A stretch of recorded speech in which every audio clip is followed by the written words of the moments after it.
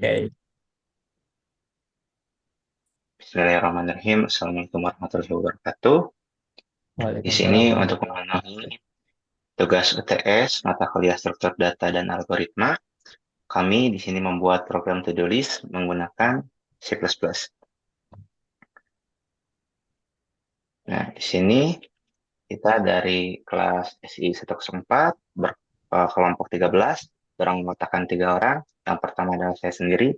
Perkenalkan, nama saya Fikri Andi Maulana dengan NIM 2401010101002. Dan anggota berikutnya boleh perkenalkan dirinya. Perkenalkan, nama saya Muhammad Azil Azan Akbar dengan nomor induk mahasiswa yaitu 240101010106. Berikut anggota selanjutnya. Ya, perkenalkan saya Nahda Yuni Narindri dengan NIM 240101010108. Ini adalah program penjadwal tugas atau to-do list. Jadi di sini penjelasan programnya. Program yang kami buat adalah sistem penjadwalan tugas sederhana. Program ini memungkinkan pengguna untuk mengolah daftar tugas dan berbasis kontrol. Dan progres kami di sini telah dikerjakan adalah 100%, dan fungsi-fungsi yang telah dibuat adalah menambahkan tugas, menghapus tugas, menandai tugas selesai, menampilkan daftar tugas, dan keluar dari program. Berikutnya adalah penjelasan fungsi. Yang pertama adalah menambahkan tugas, yaitu memasukkan deskripsi tugas baru ke dalam daftar. Jadi di sini misal kita mau menambahkan daftar tugas seperti tugas ICT, apa tugas manajemen umum, atau tugas struktur data algoritma. Dan selanjutnya fungsi kedua, yaitu menghapus tugas. Jadi tugas yang ada yang sudah dimasukkan, kita bisa menghapus tugasnya berdasarkan nomor urutnya. Yang ketiga adalah menandai tugas selesai, memberikan tanda bahwa tugas tertentu telah selesai dikerjakan. Jadi misal dalam daftar tugas ada 4 tugas, kita bisa memilih misal tugas yang nomor 3 sudah selesai, kita tandai. Nah, itu adalah fungsi ketiga. Yang fungsi berikutnya adalah fungsi keempat, menampilkan daftar tugas, yaitu melihat seluruh daftar tugas berserta statusnya selesai atau belum. Nah, jadi fungsi yang keempat ini, kita melihat seluruh daftar tugas yang kita telah masukkan, apa yang dikerjakan yang mana saja, yang sudah dikerjakan atau yang tandanya mana saja, yang belum mana saja. Nah, selanjutnya ada fungsi kelima, adalah keluarga dari program atau bahkan akhiri eksekusi program. Nah, selanjutnya adalah program atau fungsi yang digunakan. Yang pertama ada array. Program menggunakan array tugas dengan ukuran maksimum 10. Untuk menyimpan daftar tugas kita menyimpannya di sini 10. Dan juga ada perulangan.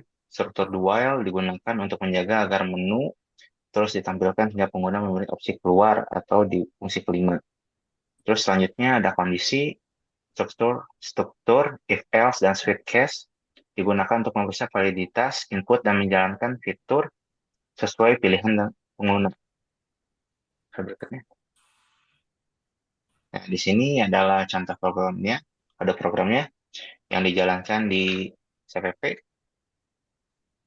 yang mulai dari ada include iStream, ada struktur tugas, intermain, udah gitu ada dualnya, case 1, case 2, case 3, case 4, case 5, dan ya, break. Ya, untuk selanjutnya, eh, boleh akan dijelaskan lebih rinci lagi oleh teman saya. Ya, silahkan, Anahda. Baik, terima kasih Kak Fikri atas penjelasannya. Kali ini saya akan menjelaskan mengenai kodenya dari pemrograman yang telah kami kerjakan.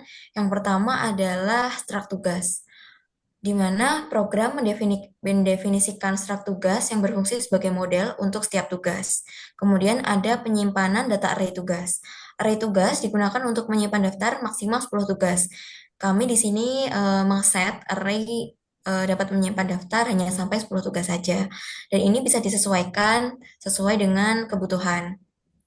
Dan ada max tugas sebagai konstanta, yaitu max underscore tugas konstanta dengan nilai 10, membatasi jumlah maksimum tugas yang dapat disimpan. Jadi konstanta max underscore tugas ini yang menyimpan data array maksimal. Kemudian jumlah tugas digunakan untuk melacak jumlah tugas yang saat ini tersimpan. Kemudian ada do while sebagai perulangan. Digunakan untuk melakukan perulangan dari list opsi atau pilihan tugas yang ingin dikerjakan oleh sistem. Jadi di sini pada sistem penjadwalan tugas ini ada beberapa opsi, yaitu 1 sampai 5, dan ini akan terus diulang atau dijalankan selama program masih berjalan dengan perulangan do while. Kemudian adalah menambah tugas jadi opsi pertama. Jadi di opsi pertama ini adalah fungsi untuk menambah tugas, di mana pengguna memasukkan deskripsi tugas baru, kemudian program memeriksa apakah jumlah tugas masih di bawah batas maksimum. Jika memenuhi syarat, tugas baru ditambahkan ke elemen terakhir array. Kemudian status tugas secara default di set false atau belum selesai. Kemudian pada opsi kedua adalah menghapus tugas. Pengguna memasukkan nomor tugas yang ingin dihapus. Kemudian program memvalidasi apakah nomor tugas berada dalam rentang valid, yaitu 1 hingga jumlah tugas. Jika valid, tugas dihapus dengan menggeser elemen array dari posisi tugas yang dihapus hingga akhir. Kemudian variabel jumlah tugas dikurangi 1. Pada opsi yang ketiga adalah menandai tugas selesai. Pengguna memasukkan nomor tugas yang ingin ditandai selesai. Program memvalidasi nomor tugas. Jika valid, maka status tugas diubah menjadi true. Kemudian opsi yang keempat adalah menampilkan semua tugas. Program menampilkan semua tugas yang ada di array daftar tugas. Jadi pada fungsi ini menampilkan daftar-daftar tugas yang sebelumnya sudah diinput oleh user. Jadi pada opsi pertama, tambah tugas, user diminta untuk menambahkan tugas bisa lebih dari 1 hingga maksimal 10. Dan tugas-tugas yang telah diinput tadi akan bisa ditampilkan pada opsi nomor 4. Kemudian opsi yang terakhir adalah keluar dari program. Program keluar dan menampilkan pesan terima kasih sampai jumpa. Di sini juga terdapat validasi apabila input selain 1 sampai 5, maka akan menampilkan pesan error. Nah, baik, untuk penjelasan berikutnya terkait alur program bisa dijelaskan oleh Kak Azel. Silahkan Kak Azel. Ya, baik. Terima kasih Kak Ayuni. Berikut adalah alur program. Yang pertama yaitu program mulai dengan menampilkan menu utama. Yang kedua, pengguna memilih salah satu dari 5 opsi. Dan yang ketiga, berdasarkan input, program memproses pilihan menggunakan switch.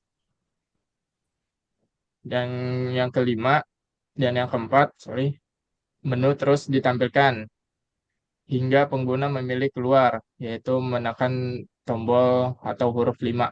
Lanjut. Berikut adalah contoh outputnya. Di sini kita masing-masing bisa memilih. Jika kita tekan 1, itu akan menambahkan tugas. Jika kita memilih huruf 2, yaitu hapus tugas. Dan seterusnya. Tandai tugas selesai. Dan keempat, tampilkan semua tugas. Dan yang terakhir yaitu kelima, yaitu keluar atau ON. Lanjut. Kelebihannya. 1. Sederhana dan mudah digunakan. Dan kedua, menggunakan konsep dasar pemrograman seperti array, perulangan, dan kondisi. Dan ketiga, validasi input mencegah error saat menjalankan program. Kelemahannya yaitu array statis membatasi jumlah tugas, yaitu maksimal 10. Dan yang kedua, tidak ada fitur pencarian atau pengeditan tugas. Dan yang ketiga, data tugas tidak ditampilkan secara permanen atau hilang setelah program selesai. Baik, terima kasih untuk presentasi kelompok 13. Kurang lebihnya mohon maaf. Wassalamualaikum warahmatullahi wabarakatuh.